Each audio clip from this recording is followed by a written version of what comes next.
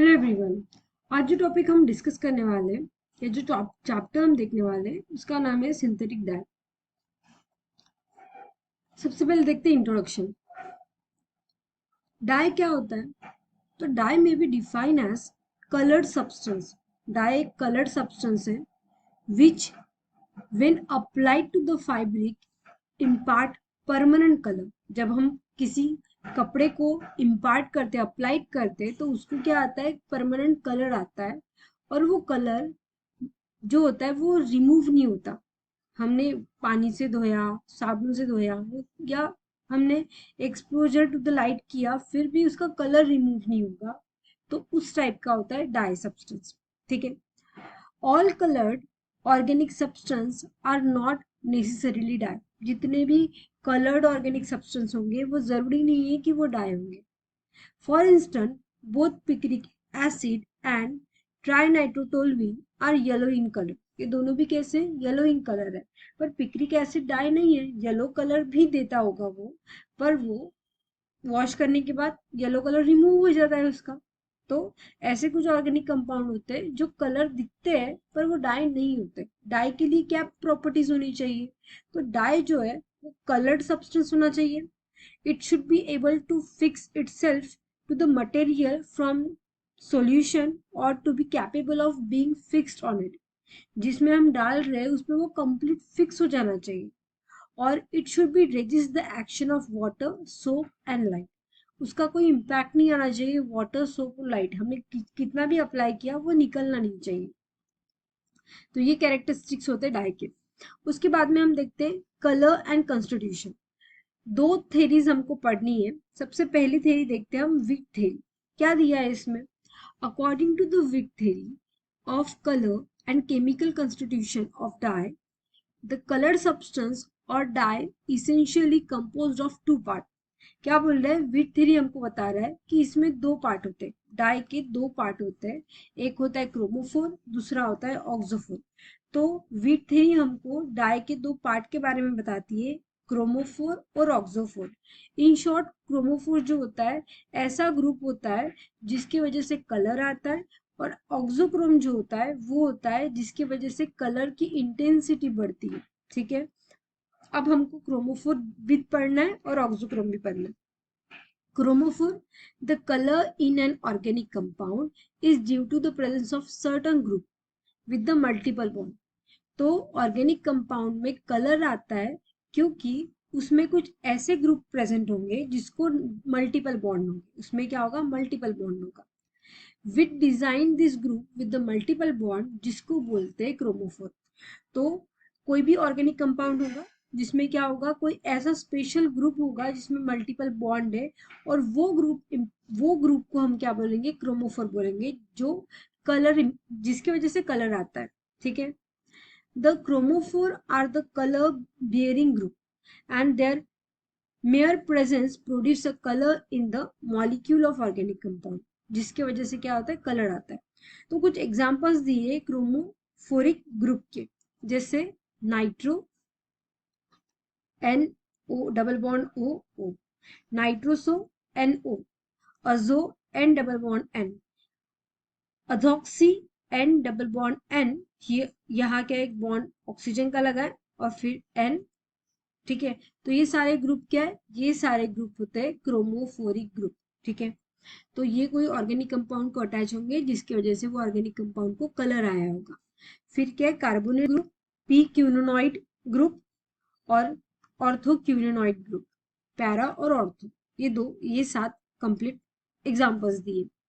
तो organic compound containing chromophoric group, कोई भी ऑर्गेनिक कंपाउंड को क्रोमोफोरिक ग्रुप अगर प्रेजेंट हो तो it is molecule to referred as a, वो मॉलिक्यूल को हम क्या बोलेंगे? क्रोमोजिन बोलेंगे। The presence of any one of the above stated the chromophoric group in the molecule is sufficient to impart the color to organic compound। जो सात हमने group पढ़े क्रोमोफोरिक ग्रुप, उसमें से कोई भी अगर कोई ऑर्गेनिक कंपाउंड से अटैच होगा तो उसको क्या आएगा? कलर आएगा। Example benzene. तो बेंजीन में हमने जो पढ़े वो ग्रुप है क्या? नहीं है, तो वो कलरलेस है। फिर है नाइट्रोबेंजीन, तो NO2 ग्रुप अटैच है तो पेल येलो कलर आया। अजो बेंजीन, तो अजो ग्रुप आ रहा है, जिसकी वजह से कलर आ रहा है रेड। पैरा बेंजोक्विनोन, तो उसकी वजह से येलो कलर आ रहा है क्यूनोन की वजह से। ऑर्थो बेंजोक्विनोन, जिसकी वजह से ऑरेंज रेड कलर आ रहा है। तो ये सारे वो ऑर्गेनिक कंपाउंड है जिसमें हमने क्रोमोफोरिक ग्रुप प्रेजेंट देखे, जिसकी वजह से कलर आया है उसको, ठीक है। It has been observed that chromogene containing only one chromophoric group is usually colored, ठीक है। अगर उसमें कोई एक ग्रुप प्रेजेंट होगा क्रोमोजीन मतलब ऑर्गेनिक कंपाउंड में जिसमें क्रोमोफोरिक ग्रुप प्रेजेंट है, तो वो कैसे होगा, कलर्ड होगा। The intensify of color generally increase with the number of chromophoric group, तो क्रोमोफोरिक ग्रुप अगर इंक्रीज हो रहा है तो वो क्या होगा, कलर और इंटेंस होगा, डार्क होगा। Single carbon carbon double bond group as in the ethene does not produce any color, but if the number of this group present in the conjugation the color may be developed। अगर हम ethene देखें तो carbon carbon double bond है, वही अगर carbon carbon double bond conjugation में हो, मतलब carbon double bond again single bond again double bond, इस टाइप का कुछ कॉन्जुगेशन अगर दिखे तो क्या होता है, उसकी वजह से कलर डेवलप होता है। ओके, सो जैसे ये एक एग्जांपल है CH3 C double bond CH/6 again CH3, तो वो कैसे कॉन्जुगेशन में, तो इसको येलो कलर आया। तो कलर और इंटेंस होता है अगर कॉन्जुगेशन हो, अगर बस डबल बॉन्ड हो तो उसका कोई मतलब नहीं है, ठीक है, तो वो कलरलेस होगा। In case of weaker chromophoric group, more than one group is added to develop the visible color। तो अगर क्रोमोफोरिक ग्रुप वीक हो तो हमको उससे ज्यादा क्रोमोफोरिक ग्रुप, एक ग्रुप से ज्यादा क्रोमोफोरिक ग्रुप चाहिए होता है कि जिसकी वजह से वो कलर हमको दिख पाए, ठीक है। तो ये था क्रोमोफोर के बारे में, ठीक है। विथ थ्योरी हम देख रहे हैं विड्थ थ्योरी, राइट। उसमें पहला पार्ट क्रोमोफोर का देख लिया, अब सेकेंड पार्ट ऑक्सोक्रोम के बारे में देखते हैं। सो ऑक्सोक्रोम क्या होता है, certain group which are not chromophore, मतलब जिसकी वजह से कलर तो नहीं आएगा, when present in the chromosome tend to intensity its color, तो जो कलर को और डार्क बनाता है उसको क्या बोलते हैं, ऑक्सोक्रोम। द ऑक्सोक्रोम में बी एसिडिक और बेसिक इन नेचर, दोनों नेचर के होते हैं, एसिडिक भी होता है और बेसिक नेचर का भी होता है। एग्जाम्पल्स दिए कुछ, जैसे hydroxyl, alkoxy, amino, alkylated amino, sulphonic acid, carboxyl and phenolic. ये कुछ एग्जाम्पल्स दिए जो क्या होते हैं, जो एक्ट करते हैं ऑक्सोक्रोम पे, मतलब कोई ऑर्गेनिक कंपाउंड में अगर ये ग्रुप हो तो वो उसका कलर क्या होता है, और डार्क हो जाता है। तो ये थी हमारी विट्स थ्योरी के बारे में। अब हम नेक्स्ट थ्योरी पढ़ते हैं, इलेक्ट्रॉनिक कॉन्सेप्ट और मॉलिक्यूलर ऑर्बिटल थ्योरी, इसके बारे में। According to molecular orbital theory, excitation of atom or molecule involve transfer of one electron from an orbital of lower energy, that is bonding orbital, to higher energy, that is anti-bonding orbital। so इसमें क्या हो रहा है, electron जो है वो bonding molecular orbital से shift होके एंटी बॉन्डिंग मॉलिक्यूलर ऑर्बिटल में जा रहे हैं, ठीक है, मतलब लोअर एनर्जी से हायर एनर्जी में जा रहे हैं, ठीक है। द इलेक्ट्रॉन इन्वॉल्व में बी सिग्मा, पाई और नॉन बॉन्डिंग इलेक्ट्रॉन्स। अब इलेक्ट्रॉन्स कौन कौन से होते हैं, तो सिग्मा इलेक्ट्रॉन्स होंगे, पाई इलेक्ट्रॉन्स होंगे या नॉन बॉन्डिंग इलेक्ट्रॉन्स होंगे। The higher state are usually known as anti-bonding orbital, while lower energy state is called bonding orbital, ठीक है। Anti-bonding orbital associate with the sigma, pi represented by and are represented by sigma star and pi star respectively, ठीक है। तो अब हम देख लेते हैं, एक बार हम देख सकते हैं एंटी बॉन्डिंग जो होते हैं वो रिप्रेजेंट होते हैं पाई स्टार सिग्मा स्टार से, वो बॉन्डिंग ऑर्बिटल क्या होते हैं, सिग्मा और पाई, और ये बीच वाला होता है नॉन बॉन्डिंग लोन पेयर, ठीक है। सो इलेक्ट्रॉन्स जो होंगे वो बॉन्डिंग से एंटी बॉन्डिंग जाएंगे, ठीक है। तो ये दोनों क्या हो जाएंगे, बॉन्डिंग मॉलिक्यूलर ऑर्बिटल, और ये दोनों हो जाएंगे एंटी बॉन्डिंग मॉलिक्यूलर ऑर्बिटल, ठीक है। There are, however, no antibonding orbital associated with an non-bonding electron. They do not form bond. वो कोई भी bond नहीं बनाता.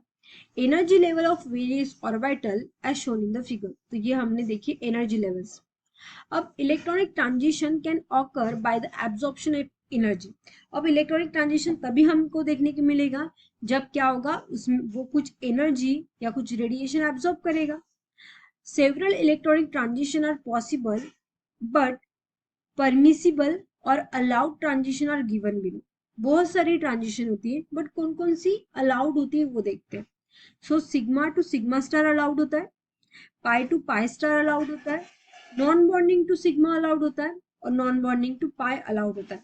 अगर हम इसमें एनर्जी, उसमें एनर्जी की अगर कंपटीशन देखें, हम एनर्जी ऑर्डर देखें, सो सबसे ज्यादा जो होता है एनर्जी लगती है सिग्मा टू सिग्मा स्टार में, उससे थोड़ा कम non bonding to sigma star, then pi to pi star, pi to pi star और फिर non bonding to pi star. ठीक है.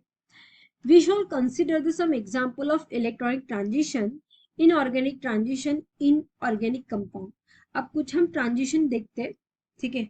जैसे अल्केन, जिसमें क्या है, कार्बन हाइड्रोजन है और कार्बन कार्बन डबल बॉन्ड है. It can be shown by the sigma sigma star transition. तो इसमें हमको क्या दिख रहा है, sigma to sigma star transition दिख रहा है, क्योंकि अल्केन है सिंगल सिग्मा सिग्मा बॉन्ड का ही दिख रहा है. बराबर. तो हम बोल सकते हैं कि ये कैसा है, सिग्मा टू सिग्मा ट्रांजिशन है, मतलब सबसे ज्यादा एनर्जी, हाई एनर्जी इसको ही लगेगी. The energy required to bringing about this transition is very high. बराबर. And is available in ultraviolet और फार अल्ट्रावायलेट रीजन. और ये कब होगा, जब हम उसको अल्ट्रावायलेट रीजन या अल्ट्रावायलेट रीजन से भी और ज्यादा की वेवलेंथ देंगे. For example, ethane has absorption maximum at 135 which lies far ultraviolet region and hence it appear colorless. और इसके वजह से वो कैसे कलर इम्पार्ट करते, कोई कलर नहीं दिखाता, कलरलेस होता है. फिर है एग्जांपल इथिलीन. इथिलीन में हम देख रहे हैं कार्बन कार्बन डबल बॉन्ड. तो दो टाइप के इलेक्ट्रॉनिक ट्रांजिशन होता है, एक सिग्मा टू सिग्मा स्टार और दूसरा होता है पाई टू पाई स्टार. तो इसमें हमको जो वेवलेंथ लगती है वो होती है 175 नैनोमीटर की, और एब्जॉर्प्शन बैंड होता है, एब्जॉर्प्शन बैंड हमको देखने को मिलता है पाई टू पाई स्टार की वजह से in the far ultraviolet region. ठीक है. For this region ethylene is colourless. Comparatively, the absorption band in the ethylene in this region for longer wavelength due to the presence of double bond in it. Now, third example है butadiene, जिसकी wavelength हमको दी है 217 nanometre और इसमें transition जो होता है वो पाई टू पाई स्टार होता है. Conjugation in butadiene shift to the absorption band to longer wavelength. अब क्या हो रहा है, और लॉन्गर वेवलेंथ पे शिफ्ट हो रहा है, but still it is not in the visible region. पर अभी भी इसकी वेवलेंथ इतनी ज्यादा नहीं है कि वो विजिबल रीजन तक जा पाए. और अगर ये विजिबल रेंज तक नहीं जा पा रही है, वेवलेंथ अगर ज्यादा नहीं है, तो ये कैसे होंगे, कंपाउंड कलरलेस होंगे. तो इस टाइप की ट्रांजिशन हमको दिखाए कि कब ट्रांजिशन, कौन से ट्रांजिशन में जितनी ज्यादा वेवलेंथ होगी उतना कलर जो है हमको वेवलेंथ के रीजन में अगर आया 400 के बाद अगर आया तो हमको वो कलर, वो कंपाउंड कलर दिखेगा, अदरवाइज नहीं दिखेगा. उसके बाद में classification of dye based on chemical constitution. Chemical classification is based on the common parent structure of dye. The number of dye based on their classification is fairly large. We shall give here an account for important classes for dye. तो simple हम classification देख रहे हैं chemical constitution के basis पे dice का. पहला होता है अजोडाई. अब अजोडाई बोला है मतलब इसमें क्या होगा, अजो ग्रुप प्रेजेंट होगा. दिस डाई कंटेन वन और मोर अजो group which from breach between two or more aromatic rings. तो इस साइड भी कुछ और ग्रुप अटैच होंगे, इस साइड भी कुछ और ग्रुप अटैच होंगे. तो टू और मोर एरोमेटिक रिंग होंगे और उसके बीच में होगा हमारा अजो ग्रुप एज अ ब्रिज. ठीक है. Azo dye from largest and most important group of dye. Azo dye, इससे बहुत सारे टाइप के डाई बनते हैं, तो ये बहुत इंपॉर्टेंट टाइप का डाई है. अजो ग्रुप इन द क्रोमोफोर. अजो ग्रुप क्या है, एक क्रोमोफोर है. Aniline yellow Mithil orange Congo red Bismarck, brown, ये सब क्या है, ये एग्जाम्पल है अजो डाई की। इसके बाद में नेक्स्ट है नाइट्रोसो डाई। अब नाइट्रोसो ग्रुप है, इसमें इस डाई में क्या होगा, नाइट्रोसो ग्रुप होगा।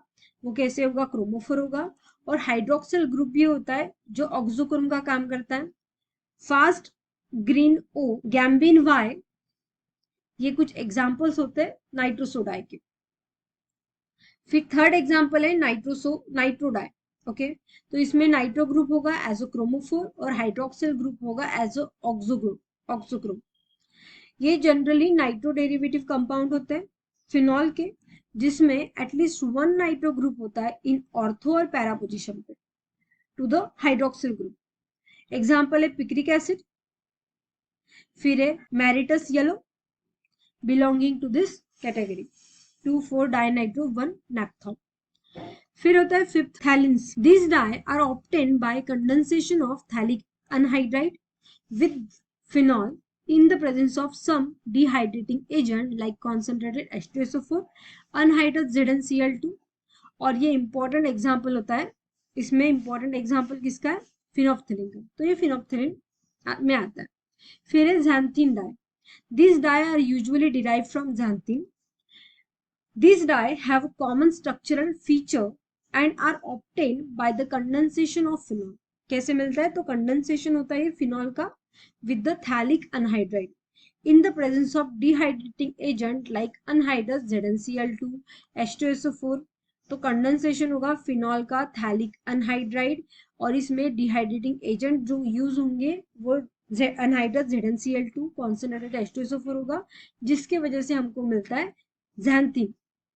ठीक है, तो ये होता है हमारा डाई। इसमें एग्जाम्पल है फ्लोरोसिन एंड इओसिन।